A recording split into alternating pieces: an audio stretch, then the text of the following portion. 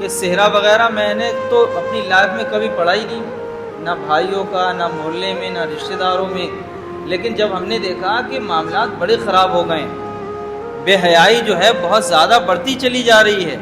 کہ صحرے وغیرہ کے حالات جب زیادہ خراب ہو گئے، نماز کا خیال نہیں، جماعت کا خیال نہیں، وقت کا خیال نہیں، صاحب خانہ منع کر رہا ہے۔ آپ لوگ سوچتے ہوں گے کہ یار یہ سیرا باجا، ناچ گانا، ڈی جے، اسٹینڈنگ فسٹینڈنگ، اس کے علاوہ انہیں کچھ آتا ہی نہیں۔ آتا تو بہت کچھ ہے، الحمدللہ ثم الحمدللہ، اللہ نے بہت نوازا ہے، لیکن قوم کی جن چیزوں سے شناخت ہوتی ہے، بار بار آپ اس پر جب کام کریں گے تو اس کا اثر دکھائی دے گا۔ بار بار آپ کسی کام میں آپ لگ جائیں گے۔ آپ نے دیکھا ہوگا کہ جب بچے ٹیلر کی دکان پہ جاتے ہیں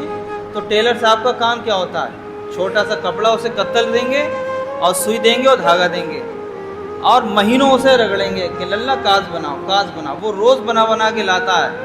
لیکن وہ استاد، ماہر استاد اگر ہوگا اور وہ چاہتا ہے کہ کامیاب ہو جائے تو اس کے کام میں وہ کوئی نہ کوئی کمی نکالے گا اور کہے گا بیٹا اسے اور اچھا کرو، اس میں اور خوبصورتی پیدا کرو۔ ہم بھی وہی چاہتے ہیں کہ ہماری قوم ایسی خوبصورت ہو جائے،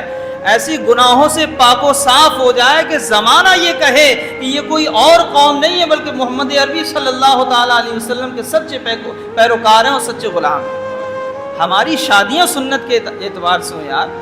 ہمارے یہاں دعوتیں سنت کے اعتبار سے کھلائی جائیں، ہمارے یہاں کے جو اصول و ضوابط ہیں، چاہے وہ شادی برات ہو، دیگر تقریبات ہوں، اگر ہم شرع کے دائرے میں کریں گے تو یقیناً ہمارے معاشرے میں خوشحالی پیدا ہوگی۔ آج آپ کھانوں میں دیکھ لیں، کھانے میں آپ یہ سمجھیں کہ جب کھانا کھانے جاتے ہیں تو پیروں کے نیچے روٹیاں آ رہی ہیں، پیروں کے نیچے چاول کے دانے آ رہے ہیں۔ کیا مصطفیٰ کریم صلی اللہ علیہ وسلم کا فرمان یاد نہیں ہے کہ جو قوم رزق کی تعظیم نہیں کرتی ہے اس قوم سے رزق کو چھین لیا جاتا ہے؟ آپ صرف اپنی واہوائی کے چکر میں اپنا نقصان کر رہے ہیں، قوم کا نقصان کر رہے ہیں۔ اگر آج بھی ہم کھانے کو شرع کے دائرے میں کریں، سسٹم سے اگر ہم کھانا کھلائیں گے تو ہمیں یقین ہے ایک دانہ بھی آپ کو دسترخوان پر گرا ہوا نظر نہیں آئے گا، چونکہ آپ سسٹم کرنا نہیں چاہتے ہیں،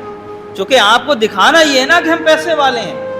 آپ یہ کیوں دکھاؤ گے کہ ہم مصطفیٰ والے ہیں، ہم حضور کی سنتوں پہ عمل کرنے والے ہیں؟ اگر آج بھی ہم بار بار یہ جملہ کہتے ہیں کہ اپنی تقریبات، اپنے کاموں میں اگر ہم علماء کو شامل کر لیں، ان کے مشوروں پر عمل کرنا شروع کر دیں تو انشاءاللہ تعالی ہمارے کام میں برکت بھی ہوگی اور ہمارے یہاں کا کوئی کام غیر شرعی آپ کو نظر نہیں آئے گا۔ آپ کھانا کھلائیے، ہم سے آپ پوچھیے کھانا کیسے کھلایا جاتا ہے، ہم بتائیں گے۔ آپ ولیمہ کیجئے،